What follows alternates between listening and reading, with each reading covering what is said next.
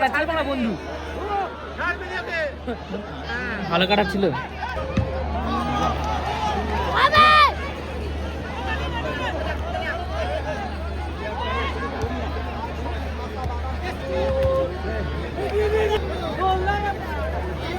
ছিল বলতে বাঙালি ছিল নেপালি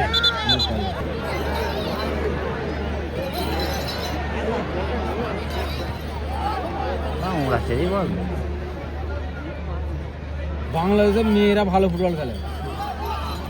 স্বপ্না স্বপ্না স্বপ্না একদম ভাইরাল।